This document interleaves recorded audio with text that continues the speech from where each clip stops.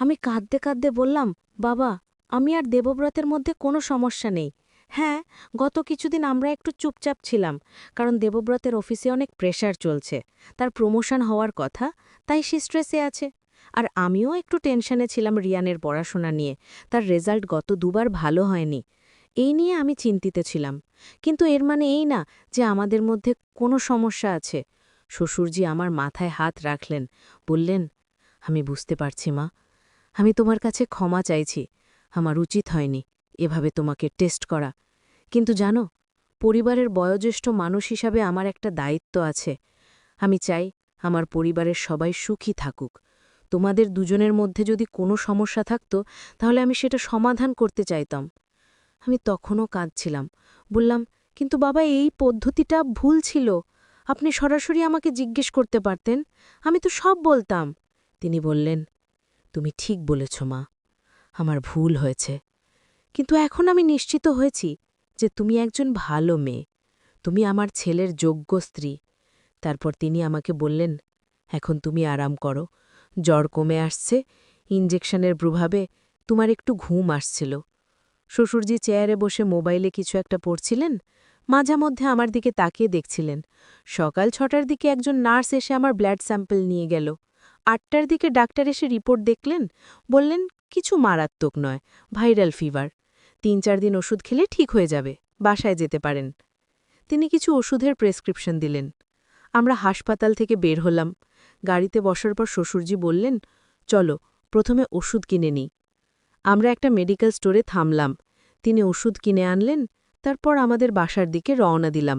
বাসায় পৌঁছানোর পর দেখলাম রিয়ান আর তিয়াশা উঠে গেছে। রেখা আন্টি তাদের ব্রেকফাস্ট দিচ্ছিলেন। রিয়ানা আমাকে দেখেই দৌড়ে এসে বলল, মা, তুমি কোথায় ছিলে? আমি ভয় পেয়ে গিয়েছিলাম। আমি তাকে জড়িয়ে ধরলাম। বললাম, মা, তোর একটু অসুস্থ হয়ে গিয়েছিল, তাই দাদু হাসপাতালে নিয়ে গিয়েছিলেন। এখন ভালো আছি। তিয়াশাও এসে আমার কোলে উঠল, বলল, মা, তুমি আর কখনো চলে যেও না। আমি তাকে চুমু দিলাম, বললাম, না সোনা, মা কোথাও যাবে না। রেখা আন্টি বললেন, তুমি এখন গিয়ে রেস্ট করো, আমি দুপুরে খাবার বানিয়ে দিয়ে যাব। আমি তাকে ধন্যবাদ জানালাম। আমি আমার ঘরে গিয়ে শুয়ে পড়লাম। কিন্তু ঘুম আসছিল না। আমার মনে বারবার রাতের ঘটনাটা ঘুরে ফিরে আসছিল। শ্বশুরজি আমাকে যা যা বলেছিলেন, সেগুলো আমার কানে বাজছিল। তোমার মতো মেয়েকে আমার নিজের জীবনসঙ্গী করা উচিত ছিল। এই কথাগুলো আমার মাথা থেকে যাচ্ছিল না।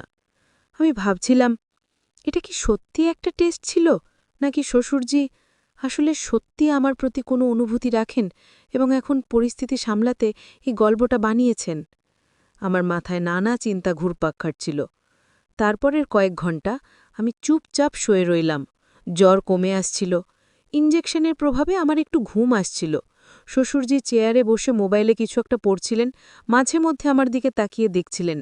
সকাল ৬টার দিকে একজন নার্স এসে আমার ব্লাড স্যাম্পল নিয়ে গেল। ৮টার দিকে ডাক্তার এসে রিপোর্ট দেখলেন, বললেন, কিছু মারাত্মক নয়, ভাইরাল ফিভার। ৩-৪ দিন ওষুধ খেলে ঠিক হয়ে যাবে, বাসায় যেতে পারেন। তিনি কিছু ওষুধের প্রেসক্রিপশন দিলেন। আমরা হাসপাতাল থেকে বের হলাম। গাড়িতে বসার পর শ্বশুরজি বললেন, চলো প্রথমে ওষুধ কিনে নিই। আমরা একটা মেডিকেল স্টোরে থামলাম। তিনি ওষুধ কিনে আনলেন। তারপর আমাদের বাসার দিকে রওনা দিলাম। বাসায় পৌঁছানোর পর দেখলাম রিয়ান আর তিয়াশা উঠে গেছে। রেখা আন্টি তাদের ব্রেকফাস্ট দিচ্ছিলেন। রিয়ান আমাকে দেখেই দৌড়ে এসে বলল, মা, তুমি কোথায় ছিলে? আমি ভয় পেয়ে গিয়েছিলাম। আমি তাকে জড়িয়ে ধরলাম, বললাম, মা, তোর একটু অসুস্থ হয়ে গিয়েছিল, তাই দাদু হাসপাতালে নিয়ে গিয়েছিলেন। এখন ভালো আছি। তিয়াশাও এসে আমার কোলে উঠল, বলল, মা, তুমি আর কখনো চলে যেও না। আমি তাকে চুমু দিলাম, বললাম, না সোনা, মা কোথাও যাবে না। রেখা আন্টি বললেন, তুমি এখন গিয়ে রেস্ট করো, আমি দুপুরে খাবার বানিয়ে দিয়ে যাব। আমি তাকে ধন্যবাদ জানালাম। আমি আমার ঘরে গিয়ে শুয়ে পড়লাম, কিন্তু ঘুম আসছিল না। আমার মনে বারবার রাতের ঘটনাটা ঘুরে ফিরে আসছিল। শ্বশুরজি আমাকে যা যা বলেছিলেন, সেগুলো আমার কানে ভাজছিল। তোমার মতো মেয়েকে আমার নিজের জীবনসঙ্গী করা উচিত ছিল, এই কথাগুলো আমার মাথা থেকে যাচ্ছিল না।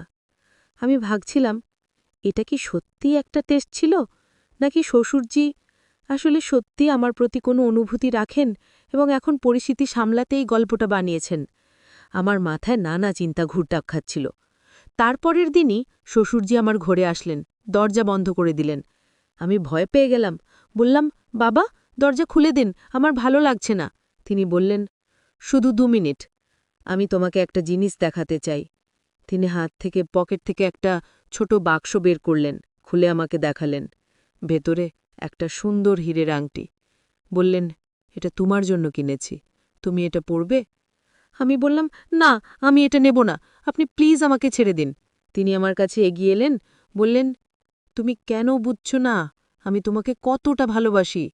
আমি তোমার কাছে সত্যি কথা বলতে চাই, আমার মনের কথা। আমি তোমায় ছাড়া বাঁচতে পারবো না। আমি তার হাত ছাড়িয়ে নিলাম, উঠে দাঁড়ালাম। বললাম, বাবা, আপনার জ্ঞান আছে তো? আমি আপনার ছেলের স্ত্রী, আপনার বৌমা। আপনি এসব কি বলছেন? তিনি উঠে দাঁড়ালেন, বললেন, আমি জানি এটা ভুল, কিন্তু ভালোবাসা কি নিয়ম মানে?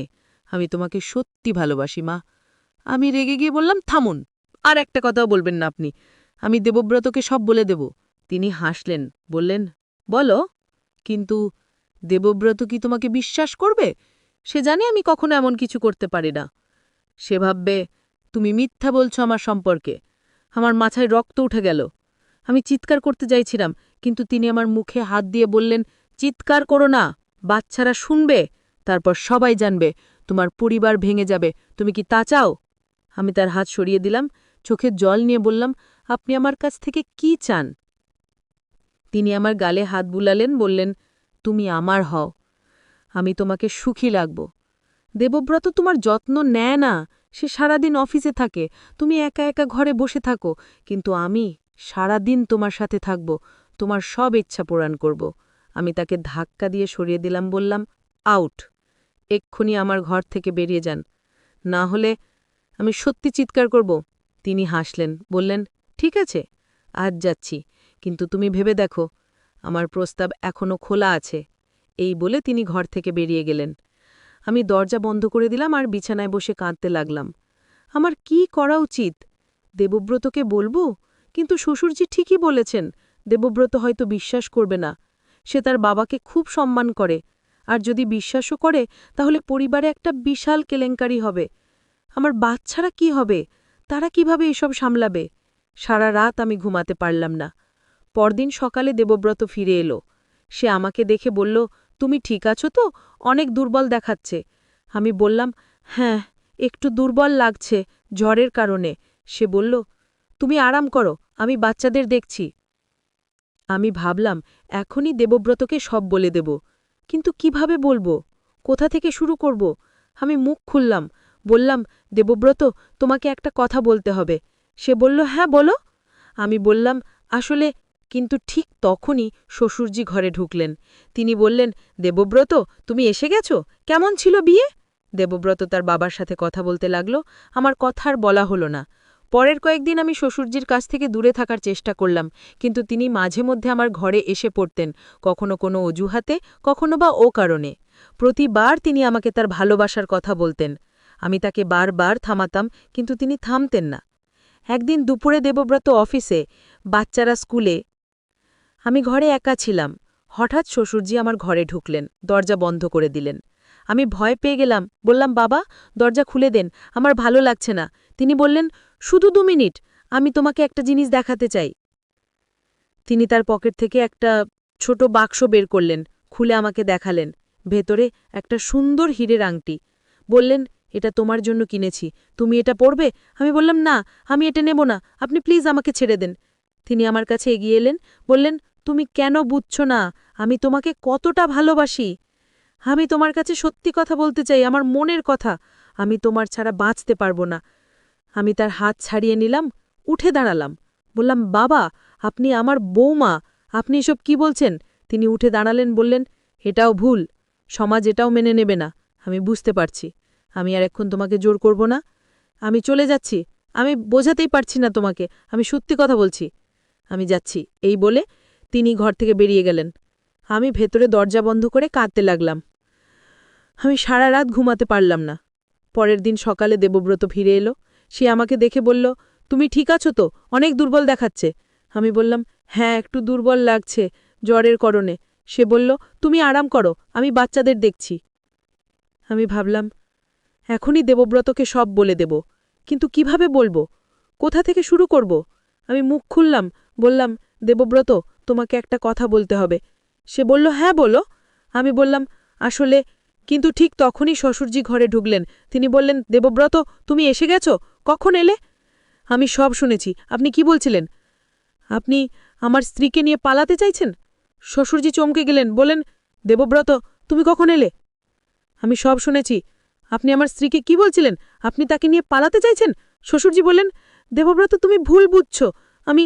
দেবব্রত চিৎকার করে বলল, আমি কিছুই ভুল বুঝিনি, আমি সব ঠিকই বুঝেছি। আপনি আমার বাবা, আমার শ্রদ্ধের পাত্র, কিন্তু আপনি এমন কাজ করছেন।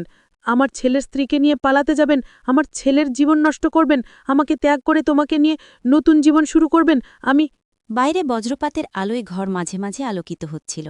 সেই আলোতে আমি শ্বশুরজির মুখ দেখতে পাচ্ছিলাম। তার চোখে একটা অদ্ভুত ভাব। তিনি আলো একটু কাছে সরে এলেন। বললেন, তুমি কি জানো, এই ঘরে আমার অনেক স্মৃতি আছে? আমি চুপচাপ শুনছিলাম। তিনি বললেন, এই ঘরটা আসলে আমার বন্ধুর ছিল। সে এখন নেই, অনেক বছর আগে মারা গেছে। আমি যখন যুবক ছিলাম তখন এখানে আমি প্রথম প্রেম করতে শিখেছিলাম। আমি অবাক হয়ে তার দিকে তাকালাম। তিনি হাসলেন, বললেন, হ্যাঁ, তুমি ঠিকই শুনেছ। আমার বয়স তখন ২৩ ছিল। আমি এক মেয়েকে ভালোবেসেছিলাম। তার নাম ছিল মালতী। সে আমার দূরসম্পর্কের কাকাতো বোন ছিল। আমরা দুজনেই একে অপরকে পছন্দ করতাম, কিন্তু আমার বাবা মা রাজি হয়নি। তারা বলেছিল যে আমাকে শহরে গিয়ে চাকরি করতে হবে, গ্রামের মেয়েকে বিয়ে করা যাবে না।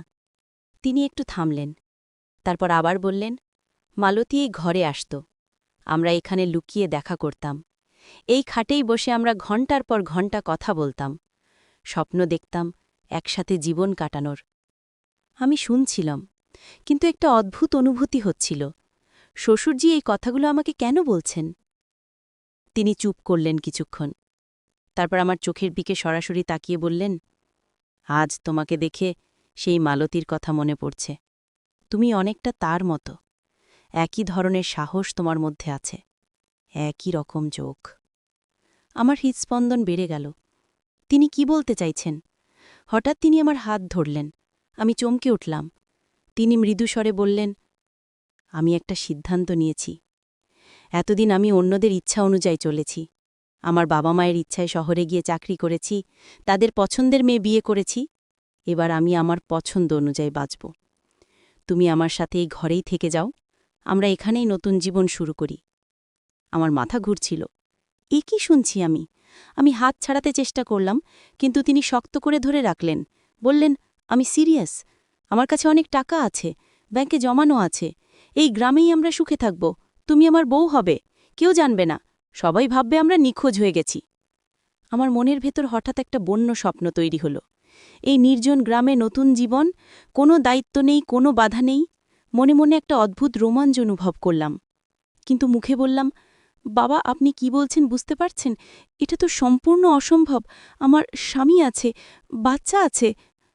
শ্বশুরজি মৃদু হাসলেন, বললেন, তুমি কি সত্যি সুখী ওই জীবনে? প্রতিদিন একই রুটিন, সকালে রান্না, বাচ্চাদের দেখভাল, রাতে ঘুম। এটা কি জীবন, নাকি শুধু বেঁচে থাকা? আমি স্তব্ধ হয়ে গেলাম। সত্যি তো, আমি কি সুখী? কখনো তো ভেবে দেখিনি।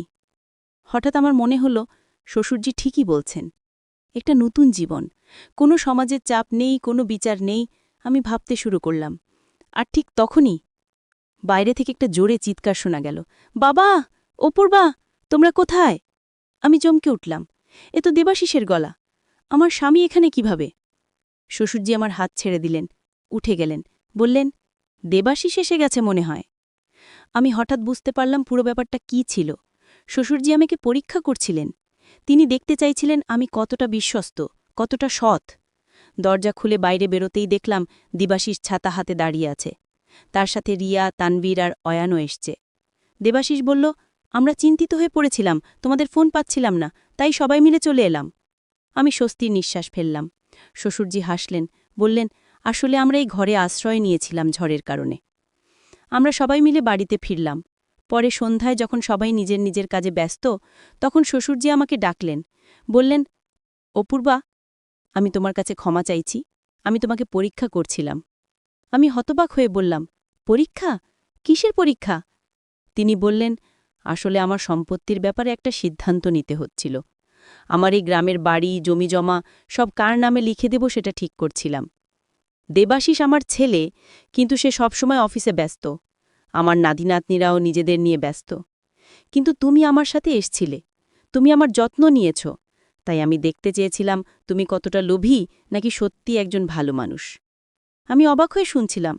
তিনি বললেন, আমি ইচ্ছা করেই তোমার সামনে সেই প্রস্তাব রেখেছিলাম। যদি তুমি রাজি হতে, তাহলে বুঝতাম তুমি শুধু টাকার জন্যই আমার যত্ন করো। কিন্তু তুমি প্রত্যাখ্যান করেছ। এমনকি তোমার মনে সে চিন্তা এসছিল, সেটাও আমি তোমার চোখে দেখেছি। কিন্তু তুমি নিজেকে সামলেছ। তুমি তোমার পরিবারের কথা ভেবেছ। এটাই প্রমাণ করে তুমি একজন সৎ এবং বিশ্বস্ত মানুষ। আমার চোখে জল এসে গেল। আমি বললাম, বাবা, আপনি এভাবে আমাকে পরীক্ষা করলেন? তিনি মৃদু হাসলেন, বললেন, ক্ষমা করো, কিন্তু এটা জরুরি ছিল। এখন আমি নিশ্চিত যে আমার সম্পত্তি তোমার হাতে দিলে তুমি সেটা সঠিকভাবে রক্ষা করবে এবং পরিবারের জন্য ব্যবহার করবে। আমি স্তব্ধ হয়ে রইলাম। তিনি বললেন, আমি আমার উইলে লিখে দিয়েছি যে এই গ্রামের সমস্ত সম্পত্তি তোমার নামে থাকবে। তুমি চাইলে এটা বিক্রি করতে পারো অথবা রেখে দিতে পারো, কিন্তু এটা শুধু তোমার। আমি বললাম, না বাবা, এটা দেবাশিসের প্রাপ্য, আমি নিতে পারবো না। তিনি বললেন, দেবাশিস আমার শহরের ফ্ল্যাট এবং অন্যান্য সম্পত্তি পাবে। এটা তোমার। আর না বলো, এটা আমার সিদ্ধান্ত। আমি আর কিছু বলতে পারলাম না, শুধু তার পা ছুঁয়ে প্রণাম করলাম। কিন্তু গল্প এখানে শেষ নয়, আসল রহস্য তো এখনও বাকি। বাইরে বজ্রপাতের আলোয় ঘর মাঝে মাঝে আলোকিত হচ্ছিল। সেই আলোতে আমি শ্বশুরজির মুখ দেখতে পাচ্ছিলাম। তার চোখে একটা অদ্ভুত ভাব। তিনি আরও একটু কাছে সরে এলেন, বললেন, তুমি কি জানো, এই ঘরে আমার অনেক স্মৃতি আছে। আমি চুপচাপ শুনছিলাম। তিনি বললেন, এই ঘরটা আসলে আমার বন্ধুর ছিল। সে এখন নেই, অনেক বছর আগে মারা গেছে। আমি যখন যুবক ছিলাম, তখন এখানে আমি প্রথম প্রেম করতে শিখেছিলাম। আমি অবাক হয়ে তার দিকে তাকালাম। তিনি হাসলেন, বললেন, হ্যাঁ, তুমি ঠিকই শুনেছ। আমার বয়স তখন ২৩ ছিল। আমি এক মেয়েকে ভালোবেসেছিলাম। তার নাম ছিল মালতী। সে আমার দূর সম্পর্কের কাকাতো বোন ছিল। আমরা দুজনেই একে অপরকে পছন্দ করতাম। কিন্তু আমার বাবা মা রাজি হয়নি। তারা বলেছিল যে আমাকে শহরে গিয়ে চাকরি করতে হবে, গ্রামের মেয়েকে বিয়ে করা যাবে না। তিনি একটু থামলেন, তারপর আবার বললেন, মালতী এই ঘরে আসত। আমরা এখানে লুকিয়ে দেখা করতাম। এই খাটেই বসে আমরা ঘণ্টার পর ঘণ্টা কথা বলতাম, স্বপ্ন দেখতাম একসাথে জীবন কাটানোর। আমি শুনছিলাম, কিন্তু একটা অদ্ভুত অনুভূতি হচ্ছিল, শ্বশুরজি এই কথাগুলো কেন আমাকে বলছেন। তিনি চুপ করলেন কিছুক্ষণ, তারপর আমার চোখের দিকে সরাসরি তাকিয়ে বললেন, আজ তোমাকে দেখে সেই মালতীর কথা মনে পড়ছে। তুমি অনেকটা তার মতো। একই ধরনের সাহস তোমার মধ্যে আছে, একই রকম চোখ। আমার হৃৎস্পন্দন বেড়ে গেল। তিনি কি বলতে চাইছেন? হঠাৎ তিনি আমার হাত ধরলেন। আমি চমকে উঠলাম। তিনি মৃদুস্বরে বললেন, আমি একটা সিদ্ধান্ত নিয়েছি। এতদিন আমি অন্যদের ইচ্ছা অনুযায়ী চলেছি। আমার বাবা মায়ের ইচ্ছায় শহরে গিয়ে চাকরি করেছি, তাদের পছন্দের মেয়ে বিয়ে করেছি। এবার আমি আমার পছন্দ অনুযায়ী বাঁচব। তুমি আমার সাথে এই ঘরেই থেকে যাও। আমরা এখানেই নতুন জীবন শুরু করি। আমার মাথা ঘুরছিল, এই কি শুনছি আমি? আমি হাত ছাড়াতে চেষ্টা করলাম, কিন্তু তিনি শক্ত করে ধরে রাখলেন। বললেন, আমি সিরিয়াস। আমার কাছে অনেক টাকা আছে, ব্যাংকে জমানো আছে। এই গ্রামেই আমরা সুখে থাকব। তুমি আমার বউ হবে, কেউ জানবে না। সবাই ভাববে আমরা নিখোঁজ হয়ে গেছি। আমার মনের ভেতর হঠাৎ একটা বন্য স্বপ্ন তৈরি হল। এই নির্জন গ্রামে নতুন জীবন, কোনো দায়িত্ব নেই, কোনো বাধা নেই। মনে মনে একটা অদ্ভুত রোমাঞ্চ অনুভব করলাম, কিন্তু মুখে বললাম, বাবা, আপনি কি বলছেন বুঝতে পারছেন? এটা তো সম্পূর্ণ অসম্ভব। আমার স্বামী আছে, বাচ্চা আছে। শ্বশুরজি মৃদু হাসলেন, বললেন, তুমি কি সত্যি সুখী ওই জীবনে? প্রতিদিন একই রুটিন, সকালে রান্না, বাচ্চাদের দেখভাল, রাতে ঘুম। এটা কি জীবন, নাকি শুধু বেঁচে থাকা? আমি তার কথায় স্তব্ধ হয়ে গেলাম। সত্যি তো, আমি কি সুখী? কখনো তো ভেবে দেখিনি। হঠাৎ আমার মনে হলো শ্বশুরজি ঠিকই বলছেন। একটি নতুন জীবন, কোনো সমাজের চাপ নেই, কোনো বিচার নেই। আমি ভাবতে শুরু করলাম। আর ঠিক তখনই বাইরে থেকে একটা জোরে চিৎকার শোনা গেল, বাবা, অপূর্বা, তোমরা কোথায়? আমি চমকে উঠলাম। এ তো দেবাশিসের গলা। আমার স্বামী এখানে কিভাবে? শ্বশুরজি আমার হাত ছেড়ে দিলেন, উঠে গেলেন, বললেন, দেবাশিস এসে গেছে মনে হয়। আমি হঠাৎ বুঝতে পারলাম পুরো ব্যাপারটা কি ছিল। শ্বশুরজি আমাকে পরীক্ষা করছিলেন। তিনি দেখতে চাইছিলেন আমি কতটা বিশ্বস্ত, কতটা সৎ। দরজা খুলে বাইরে বেরোতেই দেখলাম দেবাশিস ছাতা হাতে দাঁড়িয়ে আছে। তার সাথে রিয়া, তানভীর আর অয়নও এসেছে। দেবাশিস বলল, আমরা চিন্তিত হয়ে পড়েছিলাম, তোমাদের ফোন পাচ্ছিলাম না, তাই সবাই মিলে চলে এলাম। আমি স্বস্তির নিঃশ্বাস ফেললাম। শ্বশুরজি হাসলেন, বললেন, আসলে আমরা এই ঘরে আশ্রয় নিয়েছিলাম ঝড়ের কারণে। আমরা সবাই মিলে বাড়িতে ফিরলাম। পরে সন্ধ্যায় যখন সবাই নিজে নিজের কাজে ব্যস্ত, তখন শ্বশুরজি আমাকে ডাকলেন, বললেন, অপূর্বা, আমি তোমার কাছে ক্ষমা চাইছি। আমি তোমাকে পরীক্ষা করছিলাম। আমি অবাক হয়ে বললাম, পরীক্ষা?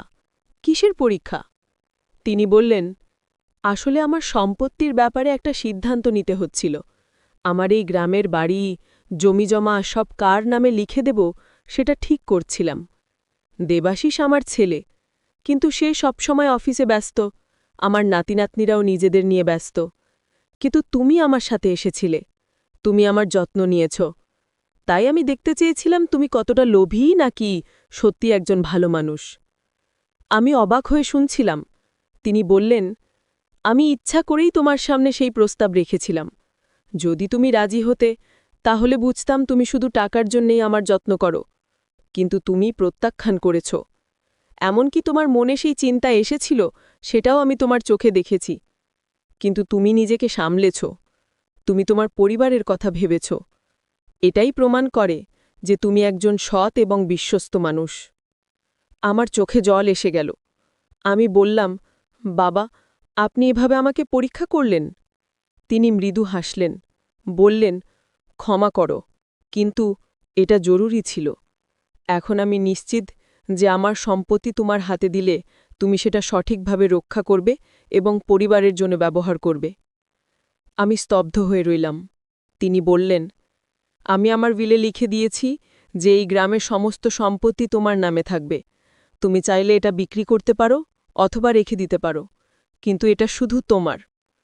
আমি বললাম, না বাবা, এটা দেবাশিসের প্রাপ্য, আমি নিতে পারব না। তিনি বললেন, দেবাশিস আমার শহরের ফ্ল্যাট এবং অন্যান্য সম্পত্তি পাবে। এটা তোমার। আর না বলো, এটা আমার সিদ্ধান্ত। আমি আর কিছু বলতে পারলাম না, শুধু তার পা ছুঁয়ে প্রণাম করলাম। কিন্তু গল্প এখানে শেষ নয়, আসল রহস্য তো এখনও বাকি। তুমি যদি নিহারবাবুর সম্পত্তির আসল রহস্য জানতে চাও, তাহলে আবার শালবনপুর গ্রামে এসো। কিন্তু এবার একা এসো। পূর্ণিমার রাতে এসো। মন্দিরে তোমার জন্য একটা চমক অপেক্ষা করছে। মালতী। আমি অবাক হলাম। মালতী আমাকে আবার ডাকছেন কেন? কি রহস্য লুকিয়ে আছে? আমি সিদ্ধান্ত নিলাম যাব, কিন্তু পরিবারকে কি বলবো? আমি একটা অজুহাত খুঁজে বের করলাম। বললাম যে আমার এক স্কুলের বন্ধু বীরভূমে থাকে, সে অসুস্থ, আমি তাকে দেখতে যাব। পূর্ণিমার রাতে আমি একা ট্রেনে চড়ে বসলাম। বোলপুর নেমে বাস ধরলাম। সন্ধ্যের মধ্যে শালবনপুর পৌঁছে গেলাম। অরুণাদির বাড়িতে গিয়ে আমি থাকার ব্যবস্থা করলাম। তিনি খুব খুশি হলেন আমাকে দেখে। রাতে খাওয়া দাওয়ার পর আমি বললাম যে মন্দিরে একবার যাব। অরুণাদি বললেন, এত রাতে? পূর্ণিমা তো, কিন্তু একা যাবে নাকি? আমি বললাম, হ্যাঁ, আমি একটা মানত করেছি, পূর্ণিমার রাতে মন্দিরে প্রদীপ জ্বালাবো। তিনি মাথা নাড়লেন। আমি বেরিয়ে পড়লাম। পূর্ণিমার উজ্জ্বল আলোতে চারপাশ একদম স্পষ্ট দেখা যাচ্ছিল। আমি মন্দিরের দিকে হাঁটতে শুরু করলাম। মনে একটা রোমাঞ্চ কাজ করছিল। কি হবে, কি রহস্য লুকিয়ে আছে? মন্দিরে পৌঁছে দেখলাম দরজা খোলা, ভেতরে মালতীদি বসে আছেন, তার সামনে একটা পুরনো কাঠের বাক্স। আমাকে দেখে তিনি হাসলেন, বললেন, এসো অপূর্বা, আমি জানতাম তুমি আসবে। আমি ভেতরে ঢুকে তার সামনে বসলাম। তিনি সেই বাক্সটা আমার দিকে এগিয়ে দিলেন, বললেন, এটা খোলো। আমি কাঁপতে কাঁপতে বাক্সটা খুললাম। ভেতরে অনেকগুলো পুরনো কাগজ, কিছু ছবি এবং একটা ডায়েরি। আমি ছবিগুলো তুলে দেখলাম, একটা ছবিতে একজন যুবক এবং একজন তরুণী। যুবকটা শ্বশুরজি, তরুণীটা নিশ্চয়ই মালতীদি। মালতীদি বললেন, এগুলো আমার এবং নিহার বাবুর স্মৃতি। আমি এগুলো এতদিন লুকিয়ে রেখেছিলাম, কিন্তু এখন আমি চাই তুমি এগুলো নিহার বাবুকে দিয়ে দাও। আমি অবাক হয়ে বললাম, কেন? আপনি নিজে দিতে পারেন। তিনি মাথা নাড়লেন, বললেন, না, আমি তার সামনে যেতে পারবো না, কিন্তু আমি চাই তিনি জানুন যে আমি এখনও তাকে ভালোবাসি এবং আমি তার মঙ্গল কামনা করি। আমি ডায়েরিটা খুলে পড়তে শুরু করলাম। প্রতিটা পাতায় মালতীদির হাতের লেখা। তিনি প্রতিদিন তার অনুভূতি লিখতেন। কত ভালোবাসা, কত বেদনা সেই লেখায়। হঠাৎ আমার চোখ আটকে গেল একটা পাতায়। সেখানে লেখা ছিল, আজ আমি একটা গোপন কথা জানলাম। নিহারবাবুর ঠাকুরদা এই মন্দিরের নিচে একটা গুপ্তধন লুকিয়ে রেখেছিলেন। সেই ধন খুঁজে পাওয়ার একটা মানচিত্র আছে। সেটা মন্দিরের দেবীমূর্তির পেছনে লুকোনো আছে। আমার হৃৎস্পন্দন বেড়ে গেল। গুপ্তধন, এ কি শুনছি আমি? মালতীদি মৃদু হাসলেন, বললেন, হ্যাঁ, এটা সত্যি। নিহারবাবুর ঠাকুরদা অনেক ধনী ছিলেন। তিনি তার সম্পদ এই মন্দিরের নিচে লুকিয়ে রেখেছিলেন, কিন্তু কেউ জানত না কোথায়। শুধু একটা মানচিত্র রেখে গিয়েছিলেন। আমি উত্তেজিত হয়ে বললাম, তাহলে আমরা সেই মানচিত্র খুঁজে বের করি। মালতীদি বললেন, হ্যাঁ, চলো। আমরা দুজনে দেবী মূর্তির কাছে গেলাম। মালতীদি মূর্তিটা সামান্য নাড়ালেন। পেছন থেকে একটা ছোট্ট খাঁজ দেখা গেল। সেখান থেকে তিনি একটা পুরনো চামড়ার ব্যাগ বের করলেন। ব্যাগ খুলে দেখলাম একটা পুরনো মানচিত্র। মানচিত্রটা খুলে আমরা দেখলাম সেখানে এই মন্দিরের একটা নকশা আঁকা আছে, আর একটা চিহ্ন দেওয়া আছে মন্দিরের পূর্ব কোণে। লেখা আছে, এখানে খোড়ো। আমরা দুজনে উত্তেজিত হয়ে মন্দিরের পূর্ব কোণে গেলাম।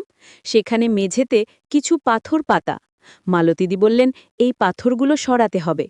আমরা দুজনে মিলে পাথরগুলো সরাতে শুরু করলাম। কিছুক্ষণ পর একটা পাথর সরাতেই নিচে একটা গর্ত দেখা গেল। সেখান থেকে একটা লোহার বাক্স বের করলাম। বাক্সটা খুলতে গিয়ে দেখলাম তালা লাগানো।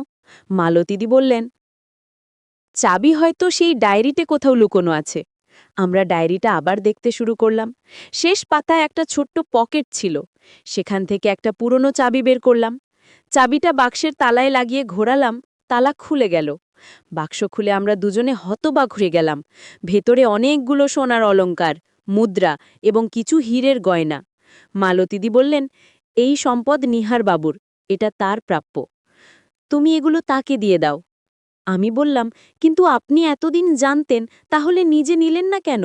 তিনি মৃদু হাসলেন, বললেন, আমার টাকার দরকার নেই। আমি এখানে সুখেই আছি।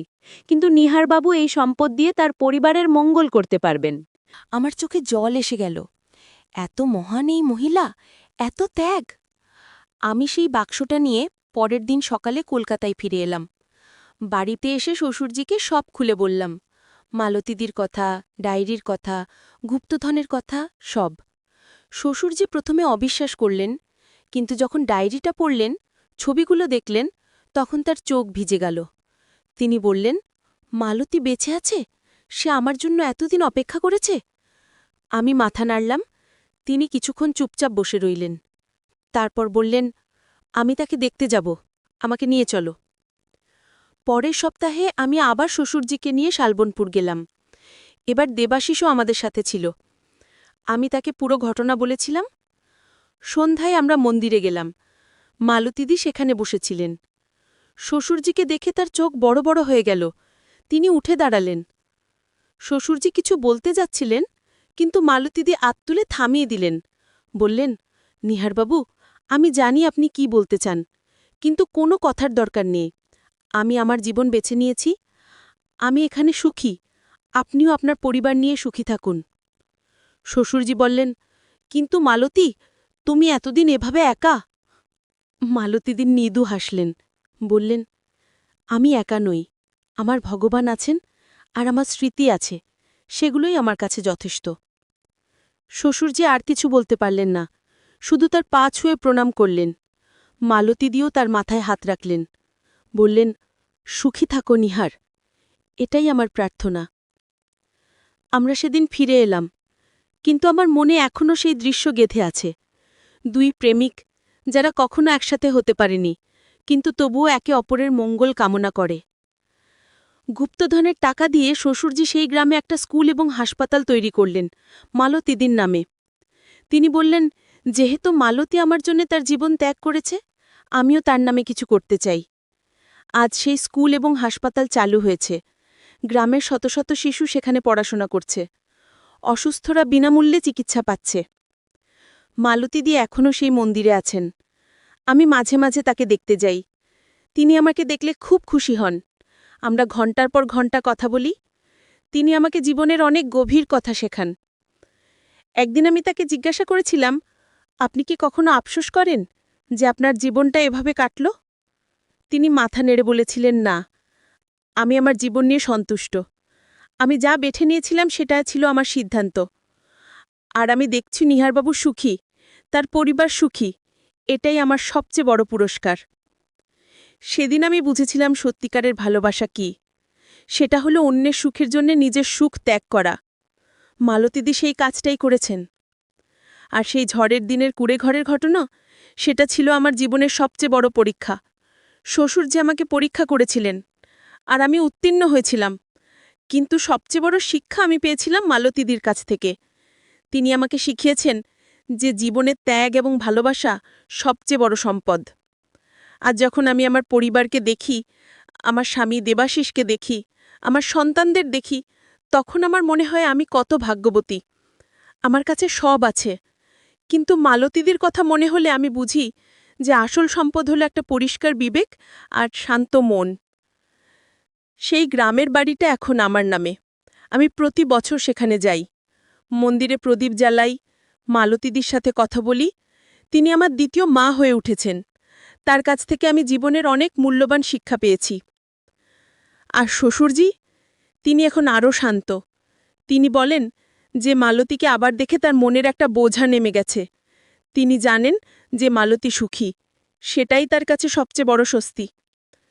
এই হলো আমার গল্প, একটা রহস্যময়, রোমাঞ্চকর এবং অ্যাডভেঞ্চারপূর্ণ গল্প, যেখানে আছে পরীক্ষা, আছে ত্যাগ, আছে ভালোবাসা, আর আছে এক গুপ্ত ধনের রহস্য।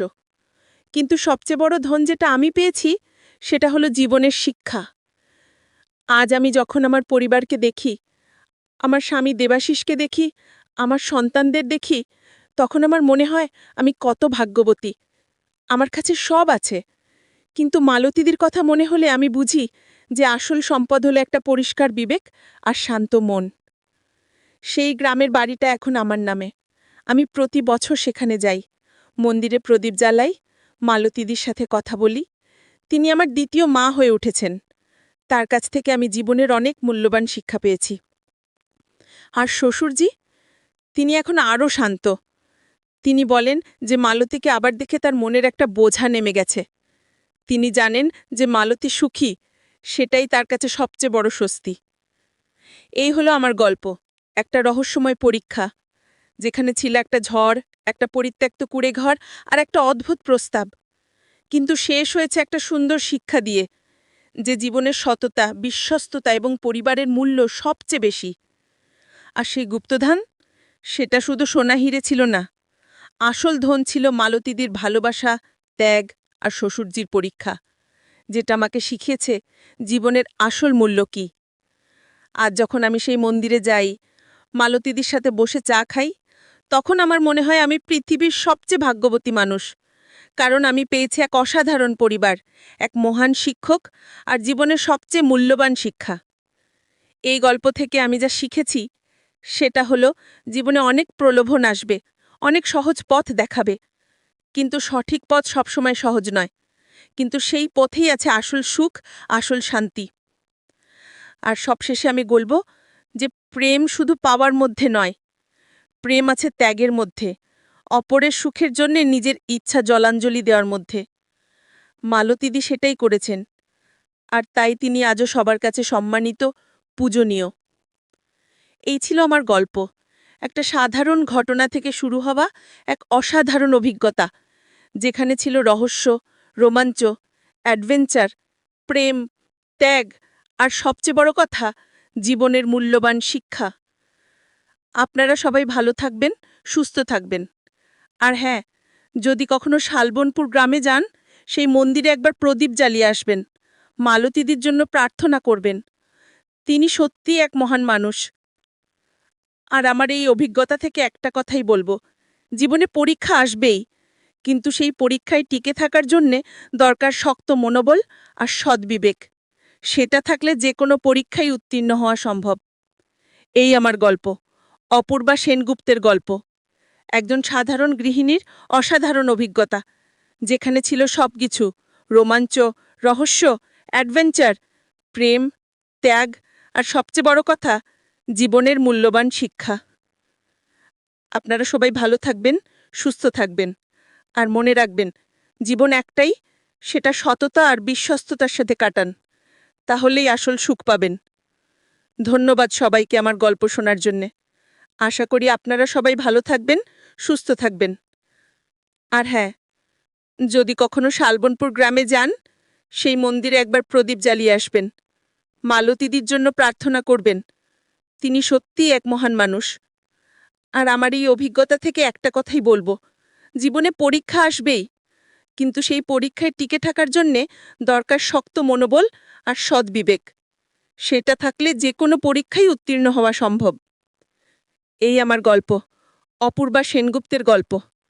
একজন সাধারণ গৃহিণীর অসাধারণ অভিজ্ঞতা, যেখানে ছিল সবকিছু: রোমাঞ্চ, রহস্য, অ্যাডভেঞ্চার, প্রেম, ত্যাগ, আর সবচেয়ে বড় কথা, জীবনের মূল্যবান শিক্ষা। আপনারা সবাই ভালো থাকবেন, সুস্থ থাকবেন। আর মনে রাখবেন, জীবন একটাই, সেটা সততা আর বিশ্বস্ততার সাথে কাটান। তাহলেই আসল সুখ পাবেন। ধন্যবাদ।